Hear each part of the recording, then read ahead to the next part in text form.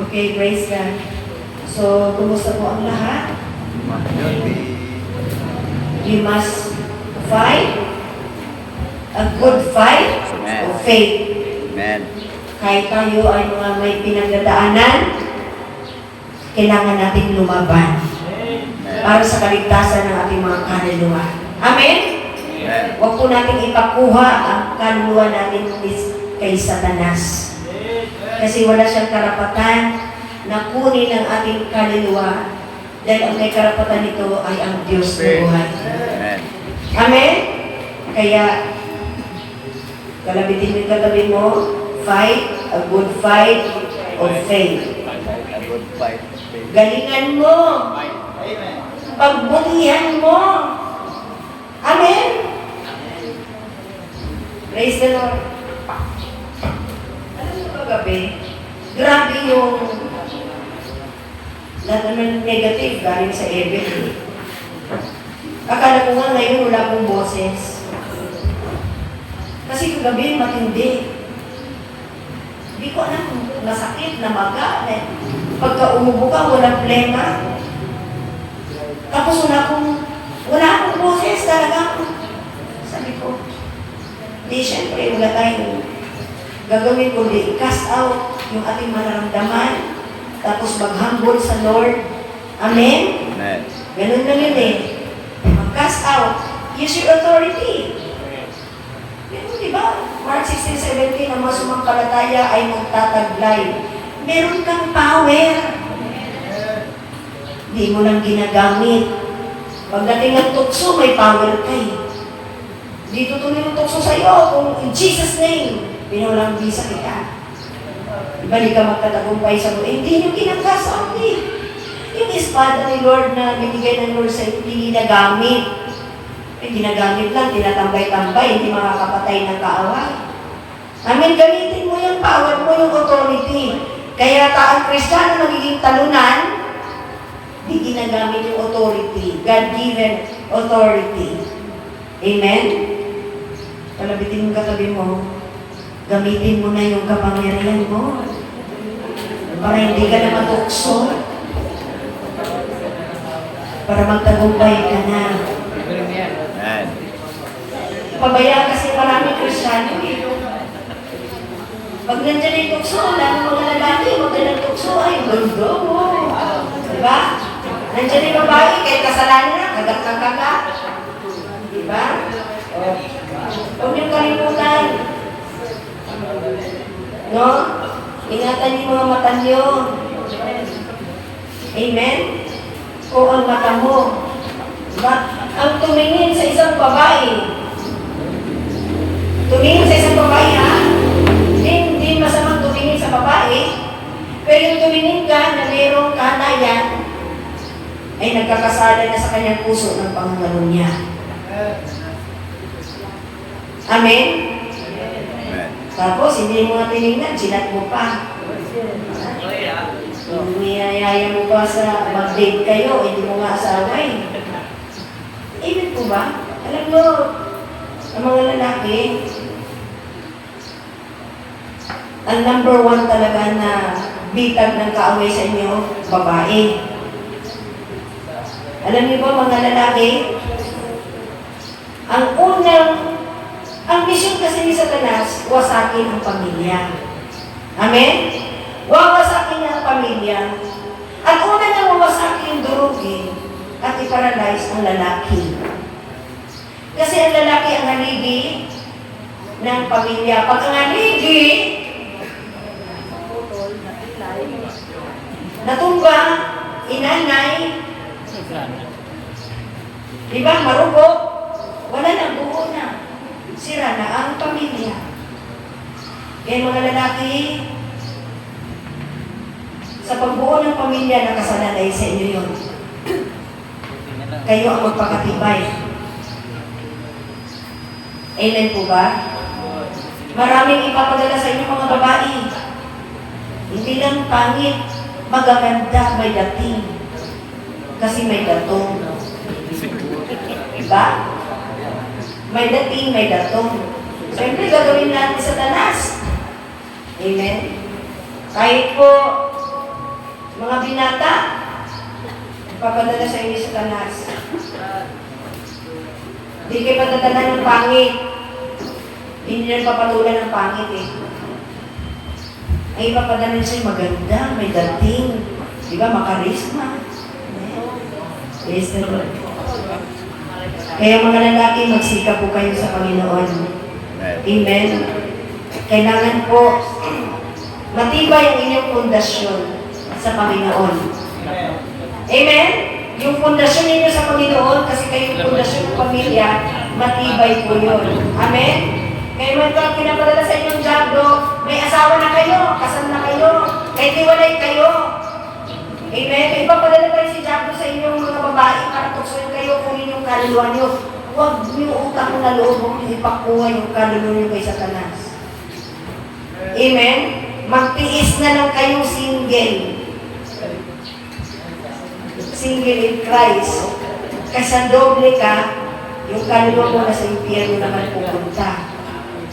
Amen? Ingat kayo.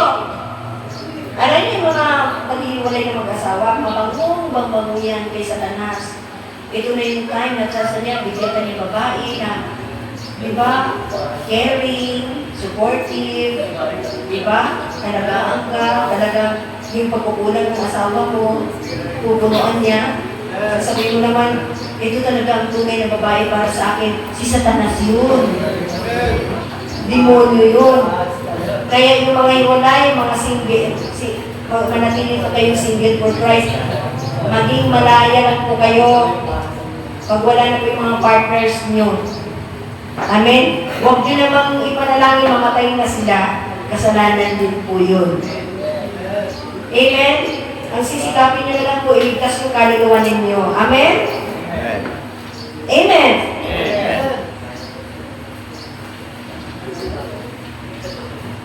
Pagkakasalahin kayo ng fornication, adultery, mag-ingat po kayo mga lalaki.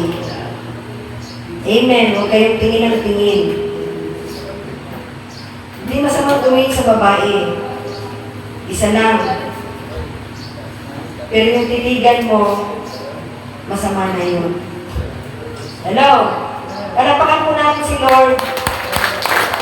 So, susunod naman yung mga babae ha, para dito tayo sa ano. Ano lang yun? Pampagana lang yun. Okay? So, ang topic po natin, i-proceed ko po yung, kasi nag-grade yung espiritu ko eh. Kapag personally, hindi ko maiaral sa GMNF, itong patungkol sa resurrection. Ito yung part 2 na preaching ni Pastor Gandhi. Naituro ko ito kasi tumapa sa Santorin Resurrection.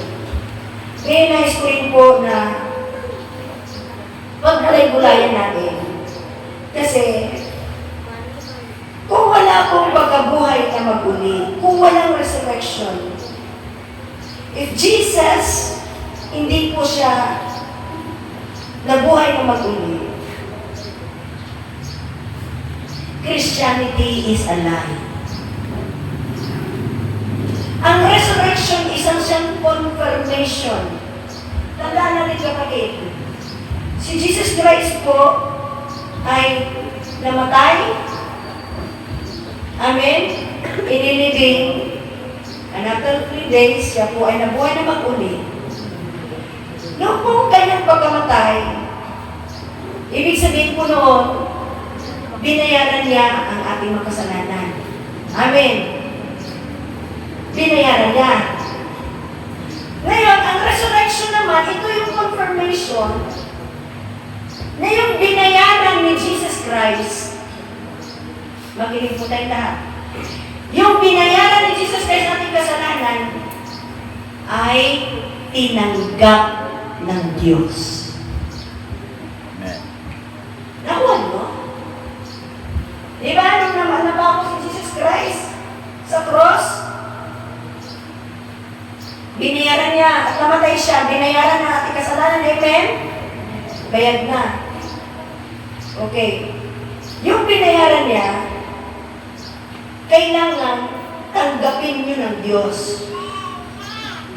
Ibig sabihin noon, sa pamamagitan pamamagitan po yun ng pagkabuhay na maguli. Mamaya, ano po natin yung perspective ni St. Paul. No, na sa pamamagitan pala, ang sabi ni Paul, na kung hindi binuhay na maguli si Jesus, nananatili tayo sa kasalanan. Amen? Unawain niyo itong maayos. Nung napako si Jesus, namatay siya, binayaran niya ating kasalanan. Nung nag-resurrect siya, nabuhay na maguli, tinanggap ng Diyos yung bayad ng kasalanan. Nakuha niya? Yun po ang nais ko po ninyo maintindihan. Okay, ginawa sa Book of Matthew, no? Yung pong Gospel of Matthew hanggang to John, records, no? Na sa Gospel po ng Matthew, 3 times po in-announce ni Jesus Christ His death and resurrection. Write it down sa Matthew chapter 16, verse 21. Ang sabi po roon ni Jesus, from the time on, Jesus began to explain. In-explain po niya. Nagsimula po siya magpaliwanag to the disciples. Yun, maganda talaga mga disciples ng music kasi pinapaliwanagan ni Lord dyan eh. Amen? Pinapaliwanagan niya patungkol sa buhay. Amen.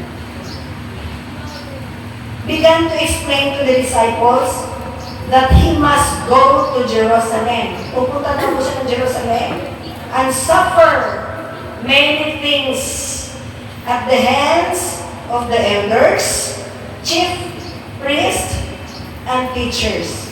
So, mga big time dito sa church, sa bayan, mga hindi basta order lang yung tao, yung pong kalaban ni Jesus dito, na magpapahirap sa kanya, na magkaroon siya sa sufferings, no? Yung mga elders, chief priests, no? Mga pinunong pari, mga teachers of the law, and that He must be killed, and on the third day, be raised to life. Siya po may sabi niya na siya po ay pahirapan ng mga matatanda ng bayan, okay, ng mga pinunong pari, mga teachers of the law, no? So, ibig sabihin, sa balat ng lupa ay talagang, no, naghahari po ang mga kilalang tao para pahirapan po si Jesus Christ. Okay. Number 2, na pagkasabi po ni Jesus Christ sa Matthew 17:22, ang sabi niya, when they came together in Galilee, He said to them, the Son of Man is going to be betrayed. Ipagkakanulo daw po siya. Ang anak ng tao ipagkakanulo. Into the hands of men. Verse 23, they will kill Him, and on the third day, He will be raised to life. Sabihin na po natin, raised to life. Praise to God. Sabihin po natin on the third day, be raised to life, raised to life. Okay. And the disciples were filled with grief. Sila po ay labis na nalungkot. Okay, pangatlo po yung pagkasabi sa aklat ng Matthew 20 verse 17. Now as Jesus was going up to Jerusalem, papunta na po sila sa Jerusalem, He took the 12 disciples aside and said to Him, we are going up to Jerusalem, and the Son of Man will be betrayed to chief priests and the teachers of the law. They will condemn Him to death and will turn Him over to the Gentiles to be mocked. No? Para kutyain daw po. Okay? And flogged. No? Okay? And crucified. On the third day, He will raise to life. So, pangatlo na po niya. pagka sinabi po ng repetition, ibig sabihin noon, mahalaga po yun. Amen. Amen? Pag may sinabi sa iyo na pabalik-balik pa ulit-ulit, ibig sabihin noon, mahalaga yun, huwag mong kalimutan. Amen? Kaya itong aral na ito, dahil pabalik-balik pa ulit-ulit na binakit ni Jesus Christ, ito po yung di po natin dapat kakalimutan. Amen po ba? Amen. Hello? Kasi alam niyo po ba, yung pong the significance of resurrection, ano ibig sabihin ng significance na word? Kahalagahan. No? Yan ibig sabihin ng significance. Yung kahalagahan ng pagkabuhay na mag-uli ng Panginoon Kristo is the most important event of humankind. Bakit? Yan kasi ang nagko-confirm, tinanggap na ng Diyos yung bayan ni Jesus sa kasalanan nating lahat. Amen? Kung binayaran na niya at hindi naman tinanggap ng Diyos, wala pa rin. Di pa rin tayo napapatawad sa ating makasalanan. Amen po ba? Nanuhamin na po ba yung word ng resurrection? Amen. Okay. So the most important event of humankind, the greatest event in history. Okay? So yun po yun.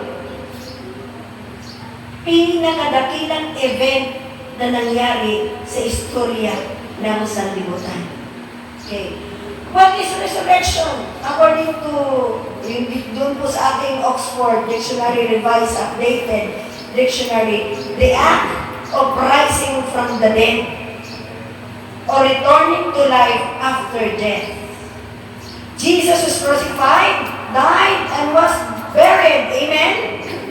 But on the third day, He miraculously raised from the dead. Okay?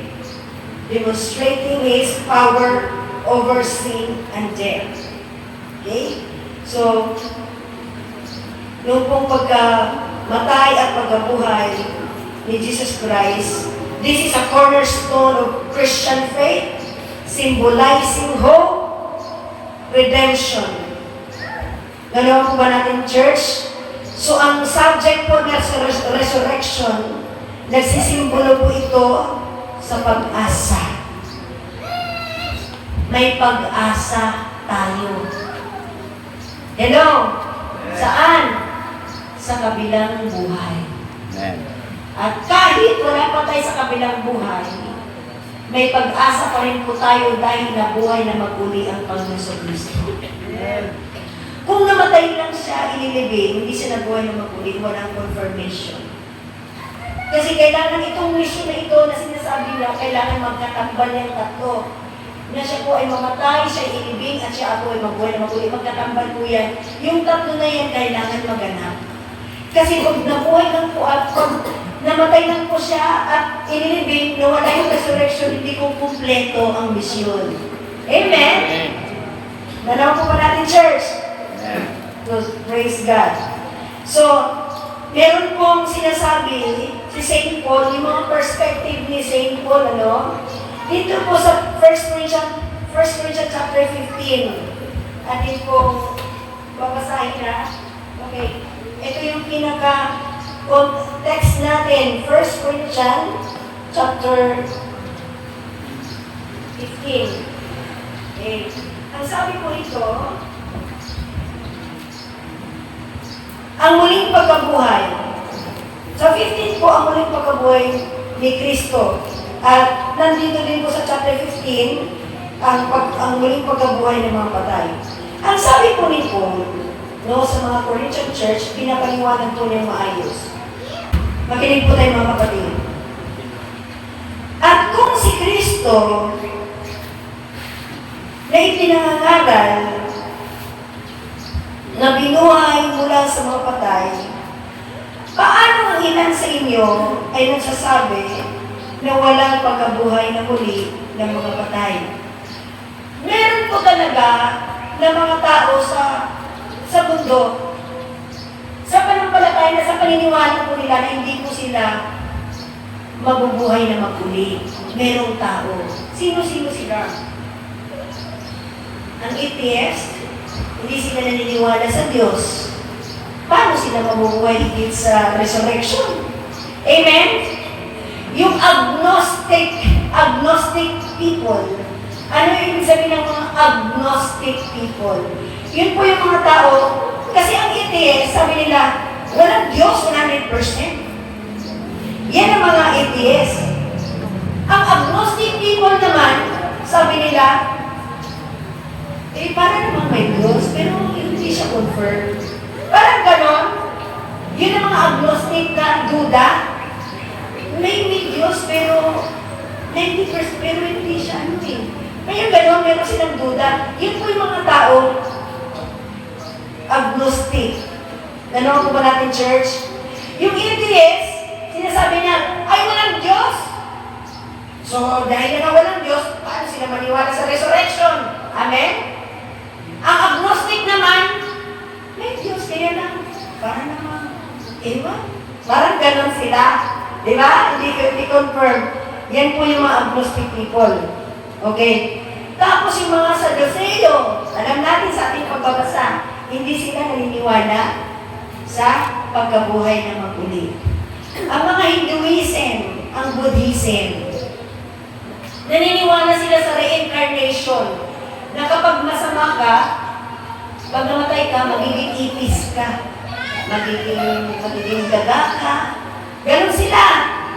Di ba? Parang sinupa sila, no? Magiging ipis ka. Pero yung mga good people, mabubuhay daw po uli yung sasanib doon uli sa reincarnation na sa baby ipinanganak. Kaya tingnan mo si Lolo yan daw. Yung ano siya, kumino sa kumalaw. Si Lolo talaga. Di ba? Yun po yung belief ng mga Hinduism at sa Buddhism. Reincarnation. At sinasabi nila, si Lolo to. Si Lolo nasa kanya. Dahil si Lolo mabuti mabait, si Lolo yan. Nagkatawang tao ulit.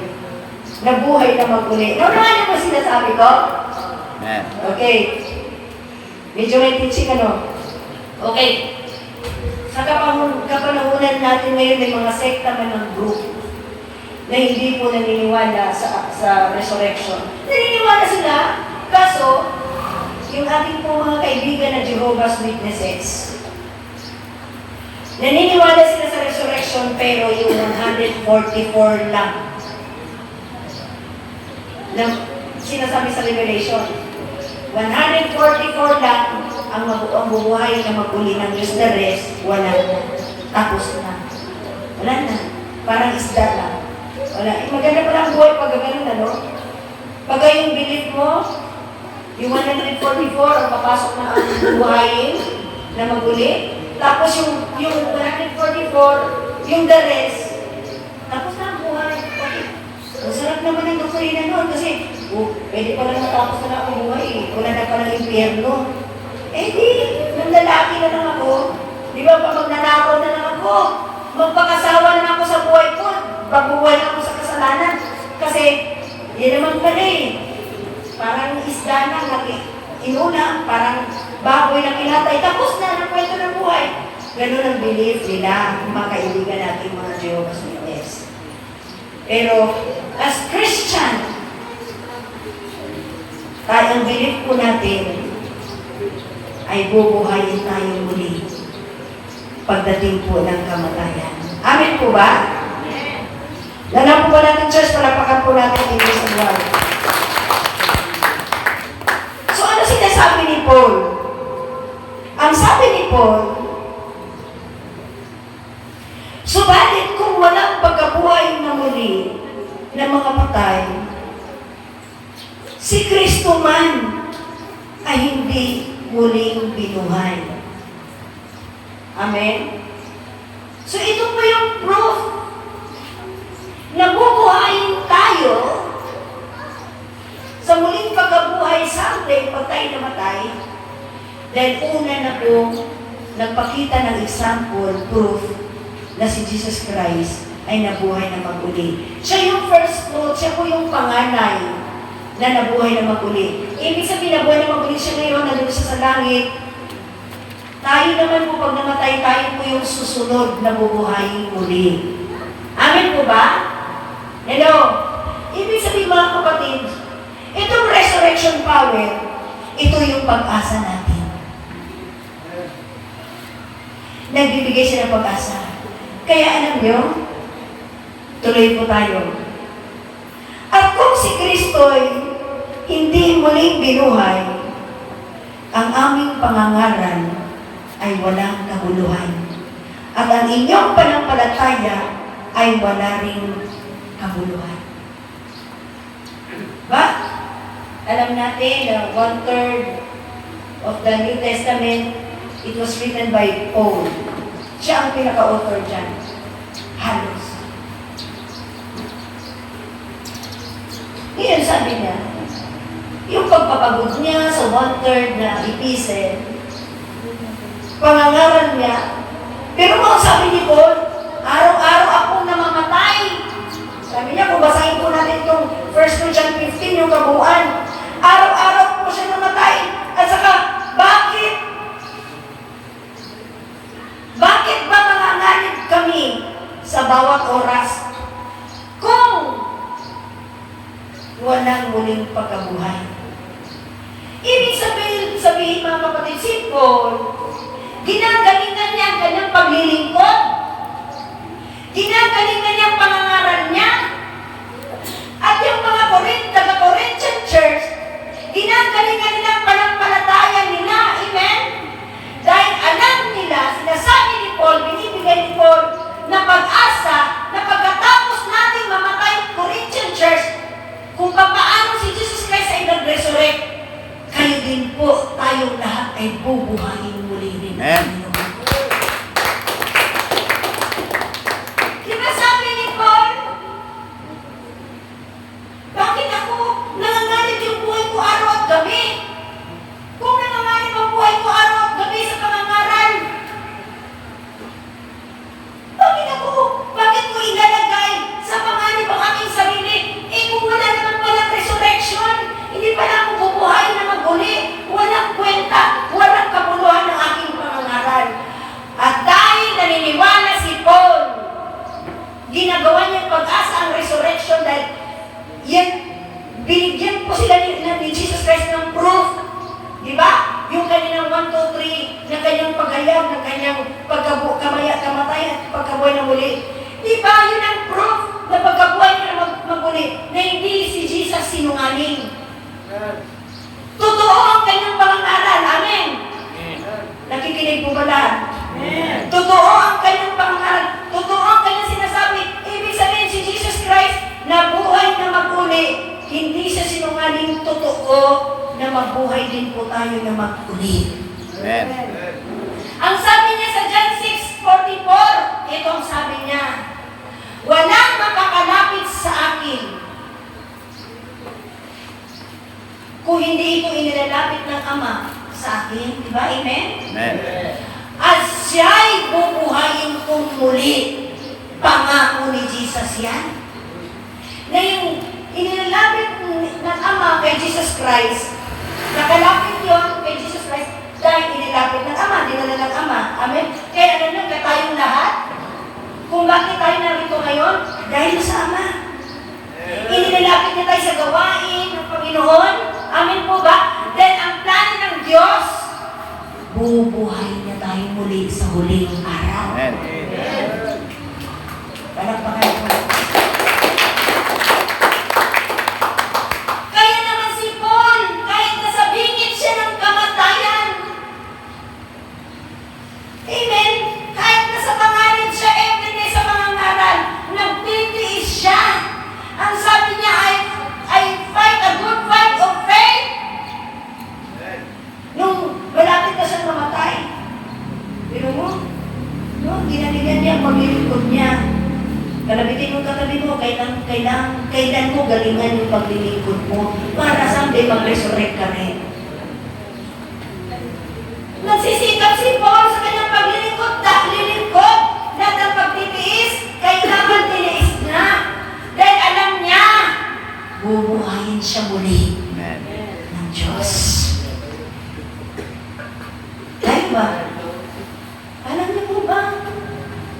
Ibig sabihin mga kapatid, kapag hindi mo galingan ang panampalataya mo ngayon, hindi mo gagalingan yung paglilingkod mo ngayon, asa ka pa mag-resurrect ka.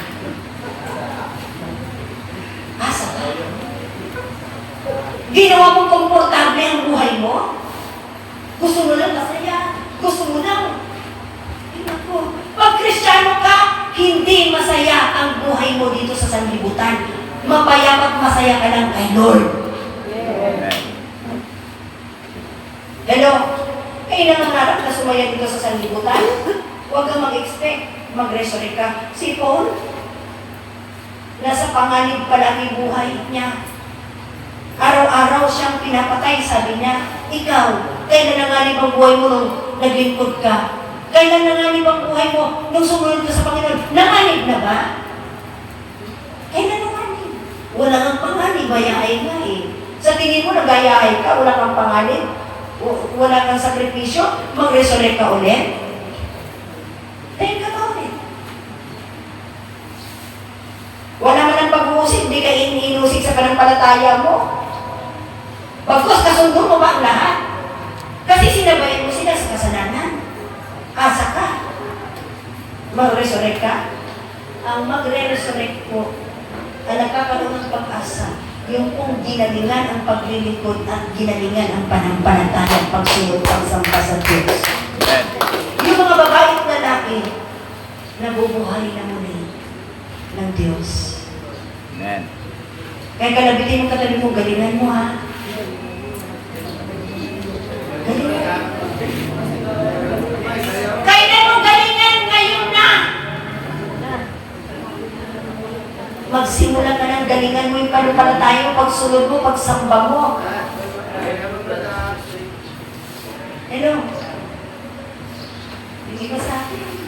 Hindi ginagalingan. Nanatili pa rin sa kasalanan. Tapos asa ka, mabubuhay ka na mabubuhay sa uling araw. Huwag kang maasa. Yung umasa, yung ginagalingan ng paglilingkod at ginagalingan ng pagpalatay, pagsunod, pagsamba sa Diyos. Amen. Nanawag po ba natin, church? Dalangin ko na ito po'y nagbibigay ng malakas na impact sa ating mga buhay. At kami, sabi ni Paul, napapatunayan pang mga bulaang saksi ng Diyos sapagkat kami ay nagpatunay tungkol sa Diyos ng kanyang muling pagkabuhay. Na kanyang muling binuhay si Kristo na hindi naman niya muling binuhay.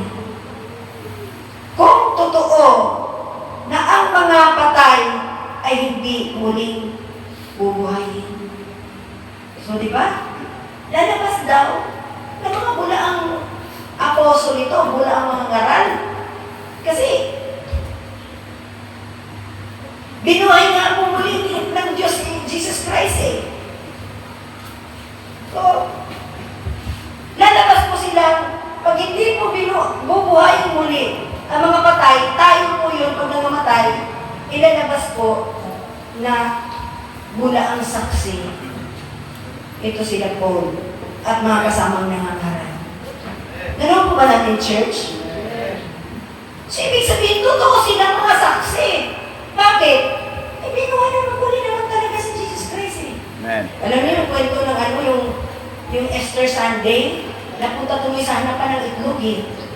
Di ba yung Easter Sunday, hanapan ng itlog kasi nga, yung bangkay ni Jesus Christ, hinahanap nila, wala kasi nga nag-resurrect, di ba? Panginoon si Diablo naman, itlog ang hinahanap na celebration, di ba? Tingnan mo, binaboy yung resurrection, itlog hinahanap, hindi sa katawan ang bangkay ni Jesus Christ. Alam po ba natin, church? Pero walang Easter Sunday patungkol sa itlog, ha? Hindi po totoo yun. Okay? Na mali po ng celebration. Okay.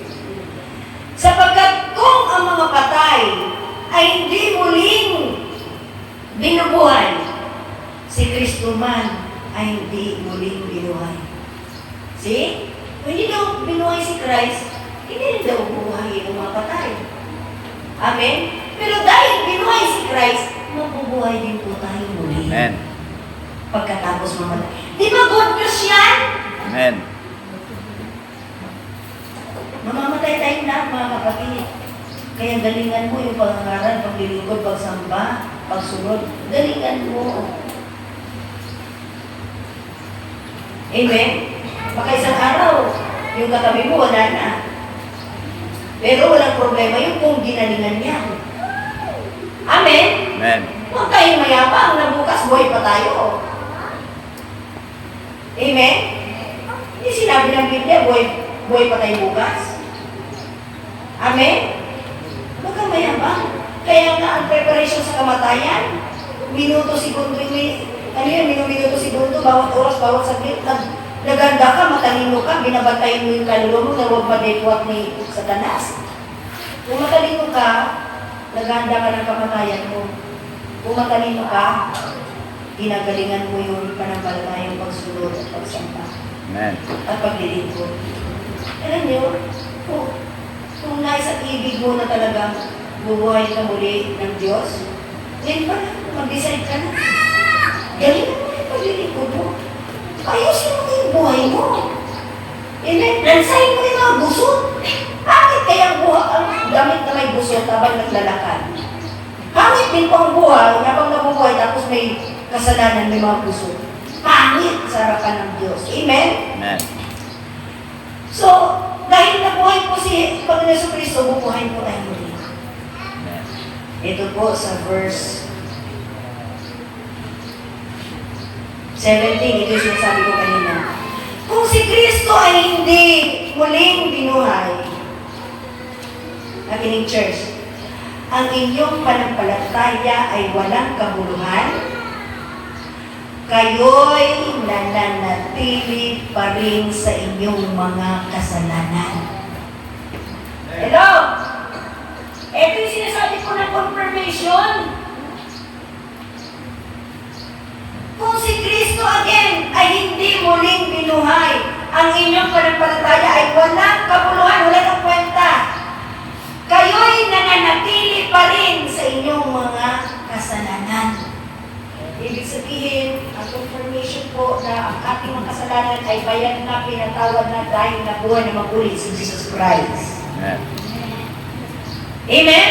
So, ibig sabihin, 2,000 years ago, bayad na ang ating mga kasalanan. Amen. Bayad na. Tinanggap na ng Diyos ang bayad. Tinanggap. Sa pamamagitan ng resurrection ni Jesus Christ.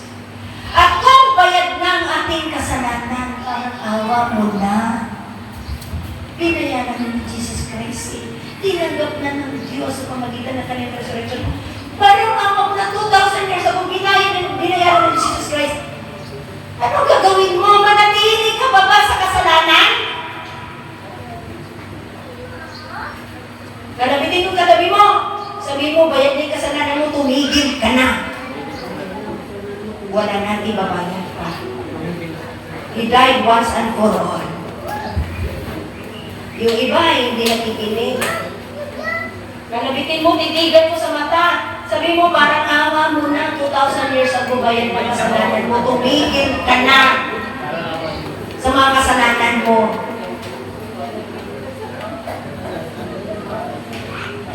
Pag hindi tayo tumitigil sa kasalanan, nang binayaran ni Jesus Christ yung ating kasalanan 2,000 years ago, abay, mayabang ka, boy.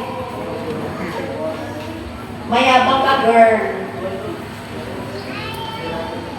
Kalapit yung katabi mo, kung lalaki, mayabang ka, boy. Kung nanatili ka sa kasalanan. Doon sa nasa girl, mayabang ka, girl. Parang awan nyo na, tumigil na kayo.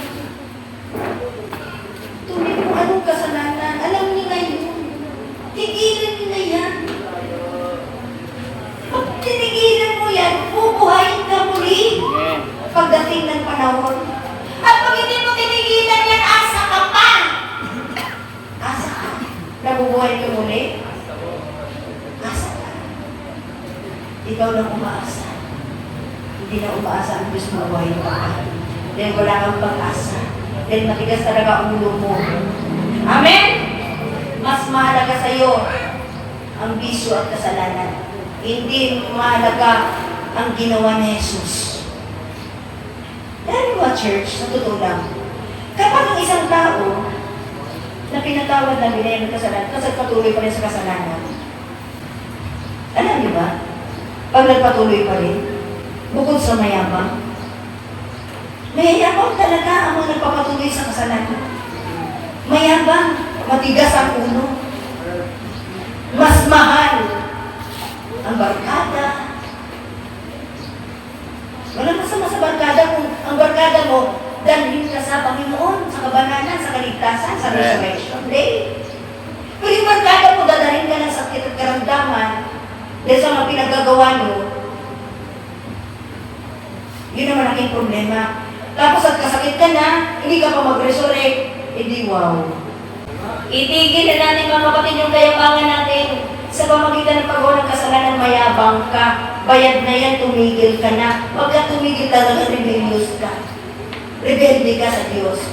Talagang masuwain ka. At huwag kang umasa again. Bubuhay ka muli. Sa huling araw. Amen! So church, ito ang masayang balita, magandang balita. Dahil nag-resurrect si Jesus Christ, bayad na. Amen. Wala na tayong kasalanan. Salamat sa Diyos. Hello! Merong mga kagayong na topic namin yung Thursday. Meron ng mga residuals, residue of sin. Ibig sabihin ng residue yung mga leftovers, mga tira-tirang kasalanan. Diba? Kaya nga tayo minsan natutukso kasi may kasalanan tayong tira-tira.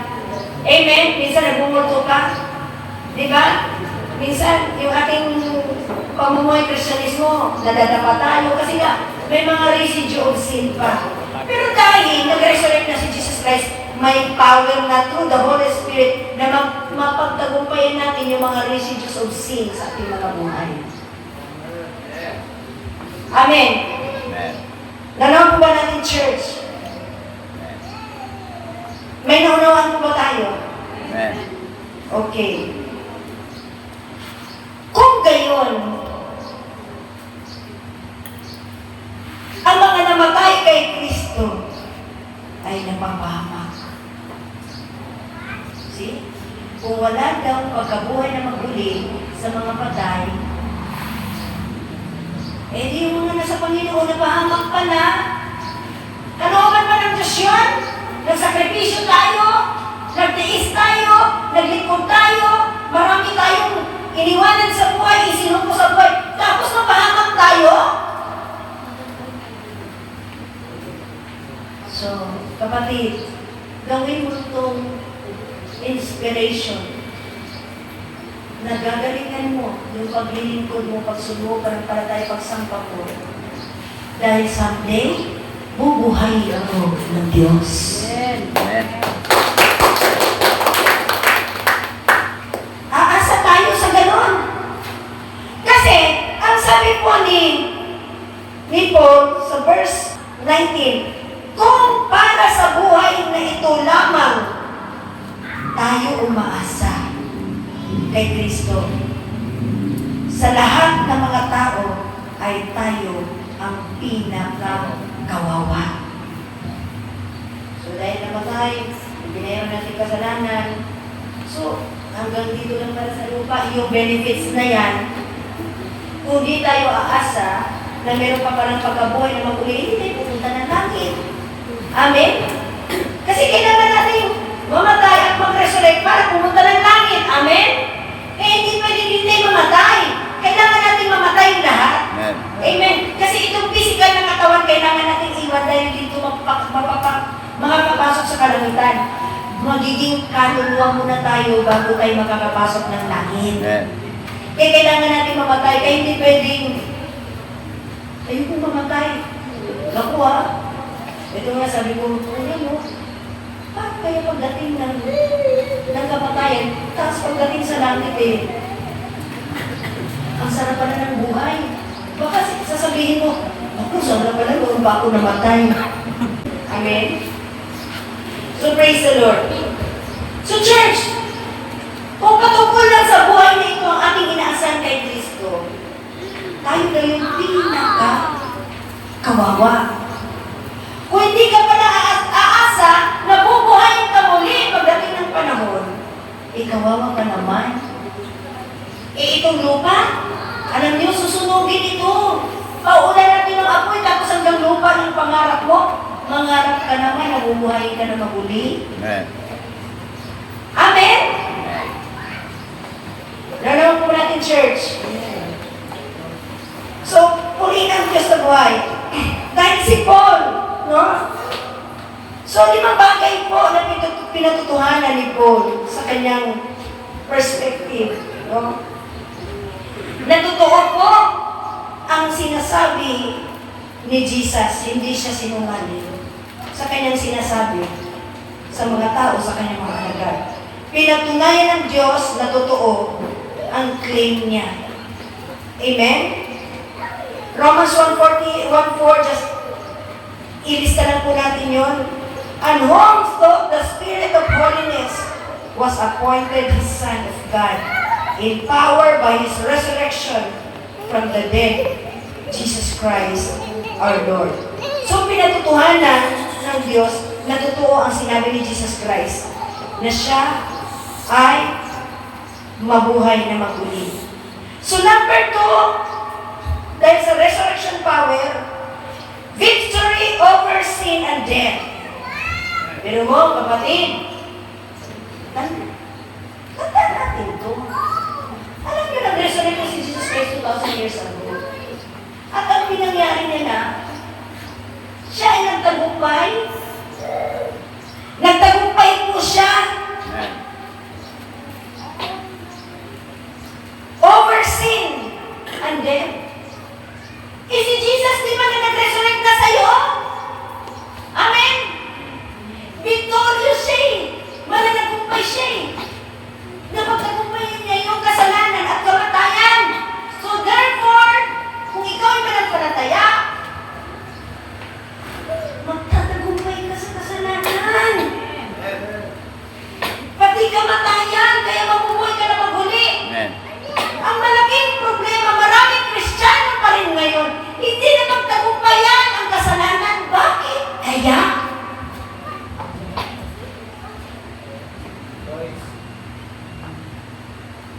si Jesus, nung nag-resurrect siya, napagtagumpayan niya ang kasalanan. Eh kung totoong si Jesus ay nasa'yo, ibig sabihin, overcomer ka ng sin. Eh bakit ikaw ang na-overcome ng sin? Bakit? Kalabitin yung katabi mo, bakit? Ikaw ang na-overcome. Ito na ngayon nangyari 2,000 years ago, pinatutuhanan na ng Diyos na totoo yung sinabi ni Jesus Christ. Tapos, pinagtagumpayan niya ang kasalanan. Nag-ibig ang kamatayan. Tapos, Panginoon, tinanggap kita bilang tagapagligtas. Tinanggap mo na noong araw na yun. Na, ibig sabihin si Jesus, nasa iyo na. Nakalimutan mo ba nasa iyo na? Nasa iyo na. Kaya kailangan mapagtagumpayan mo ang kasalanan. Kasi yung nasa iyo, overcomer ng sin and death. Amen. Pero ano nangyayari? Kalabitin mo ulit, katabi mo, anong nangyayari ba? Hanggang ngayon, maraming Kristiyano, palihim gumagawa ng kasalanan, kalukuhan, pandaraya. Anong nangyari? Na si Jesus, na sinasabi mo, siya'y nasa'yo. Na bakit di mo napagtagumpayan yung kasalanan? Bakit? Ikaw nga kasagot nun. Magsuri ka na lang kay Lord. Kung hindi ka magpakatotoo at hindi mo gawin inspiration ng resurrection power, i-overcome ka pa rin ng sin. At kung hindi mahalaga sa iyo ang ginawa ni Jesus sa cross, ma-overcome ka pa rin ng sin at death. Sino ang masisi? Sino sisihin mo? Yung sarili mo. Ikaw nag-design na gumawa niyan. Manatili riyan. Amin po ba? Ikaw. Nanood po ba natin, church? So, proof na totoo ang dapat sinabi ni Jesus. Number 2, victory over sin and death. Ang kabayaran ng kasalanan ay kamatayan. Dahil nabuhay nabuhay si Jesus, ibig sabihin, bayad na ating mga kasalanan kapatid. At natalo na niya ang kamatayan. Kailangan rin talunin mo yung kamatayan. Nakikinig ko bang lahat? Kailan mo tatalunin si kamatayan? Lagi kang nilulundagan ni kamatayan, nagpapatalo ka. Amen? Talunin mo yan, kapatid. Ang sabi ng 1 Corinthians 15, 55, 57, where, O death, is your victory. Nasaan daw kamatayan yung tagumpay? Where, O death, is your sting? Nasaan yung kamatayan? Well, thanks be to God. He gave us the victory through our Lord Jesus. Oh, binigay na pala ng Diyos yung victory. Sa pamamagitan ng resurrection power niya. Bakit? Talunan ka pa rin hanggang ngayon. Hello? May magpapatalo ka ba sa kasalanan? Mayabang ka, boy. Mayabang ka, girl. Anong tawag sa'yo? Nagmamalaki ka. Di mayabang ka. Danaw po ba natin, church? Amen. So dahil nag-resurrect ang Panginoon, malaman po natin ang kahalagaan, the significance of resurrection. Ito po'y garantiya. Guarantee of our salvation. Kung hindi natin nabuhay si Jesus, walang saysay ang faith natin. So ibig sabihin, sigurado na ang ating kaligtasan. Sure na. Pulsuan mo yung katabi mo kung sure na siya sa kaligtasan niya. Pulsuan mo. Hindi ka na ba talaga sa kaligtasan mo? Ibinigay na yung assurance, yung garantiya ng ating kaligtasan pagkatapos ng kamatayan ng pag-resurrect ng Jesus Christ. O, ligtas na kayo, ginawa ko na lahat.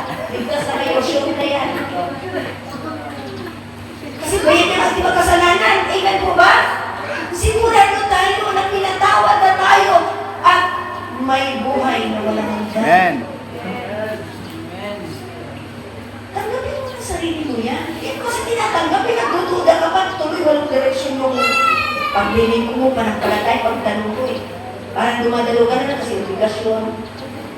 Hindi ganun. Dumadalo ka dahil excited ka makapiling si Lord. Excited ka makatupad sa kanyang kalooban. Hindi obligasyon na lang.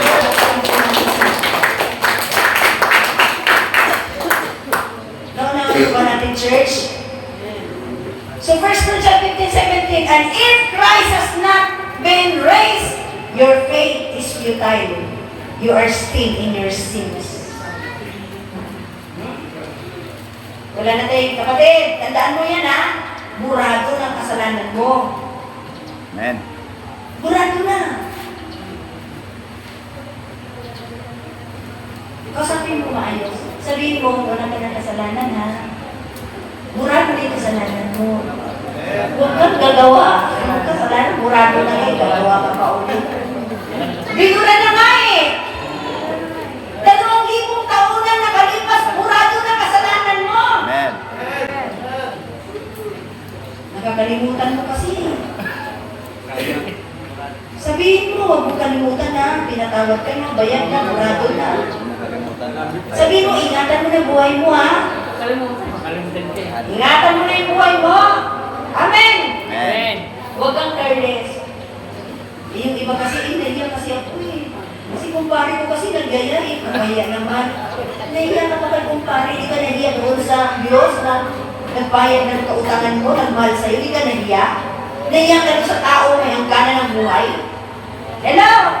Namamatay? Nahiya ka? Pero sa Diyos di ka nahiya. Gumawa ng kasalanan? Di ka nahiya? Eh wala ka talagang hiya. Hindi ka nahiya eh. Hindi wala kang hiya. Amen. Mas pinili pa si kumpari. Diba? Si kaibigan. Diba? Yung trabaho, negosyo. Wala pong masama sana dyan. Pero si Tuwid, nagagabayan ka sa iyong kaligtasan. Amen. Mapahalagan yung ginawa ni Jesus sa krus. Bago ka umuo, tumango sa mga nagyayakag sa'yo, nag-invite sa'yo, isipin mo muna, nagbayad na kasalanan mo, malinis ka na, burado na. Isipin mo muna yun. Ikaw din, papatayin ka uli ng kasalanan. Amen? Romans 4:25, He was delivered over to death for our sins and was raised to life for our justification. See? May guarantee na talaga ating kasalanan kasi pinawalang sala na po tayo. Amen. Pinawalang sala na. Number 4, prove that there is life after death. Pangako na tayo rin ay bubuhayin muli. Kasi ang first fruit ay si Jesus Christ. So mga kapatid, first fruits of those who have fallen asleep, si Jesus Christ po, ibig sabihin po, ang resurrection power ni Jesus Christ ay proof po yan na there is life after death. Merong buhay pagkatapos sa kamatayan. Tayo ba?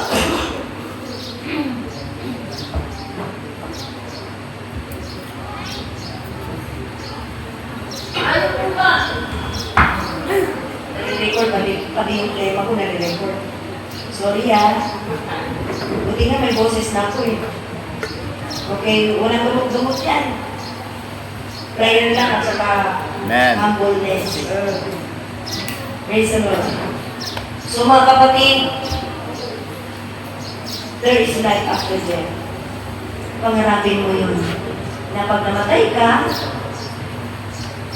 meron ka namang buhay naman uli kung nag-sacrifice ka. Isinuko mo sa Diyos yung mga kasalanan mo, yung buhay mo, isinacrifice mo sa Lord. Okay lang.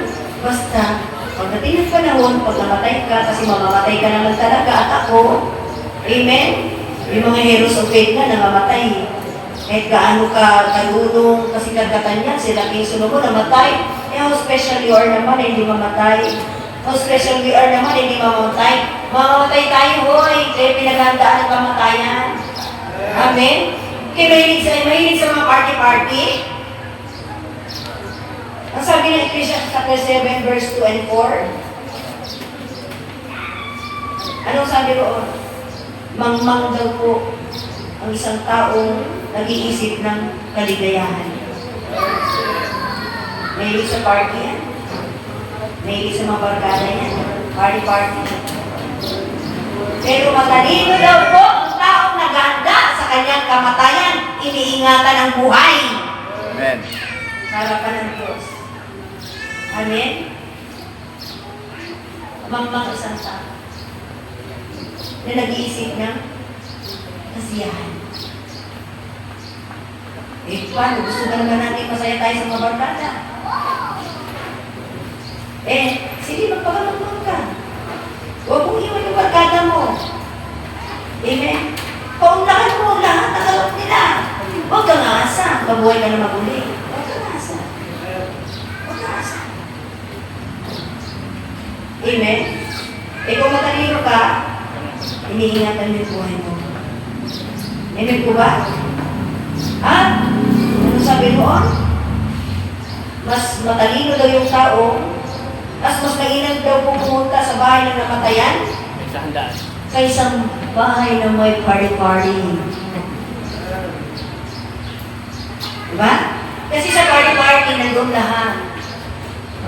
Nandun lahat, di ko na isa-isang it's hurting, you know. It's hurting, you know. It's hurt, you know. Kung isa-isahin pa natin kung ano yung nasa handaan. Sabihin ko naman, di sana, di na ako dumalo. Nabanggit na naman yung ganito. Hindi ko na, alam nyo na anong nasandaan. Pero ang sabi, mas matalino daw po yung tao nagpupunta sa bahay ng namatayan dahil dapat daw po na malaman ang buhay na siya din po'y mamamatay. Amen. Amen. Nagkarambutan na yung verse ko. Amen. Amen. So church, there is life after death. Tayo po ba'y nangangarap na pag namatay tayo, buhay na muli?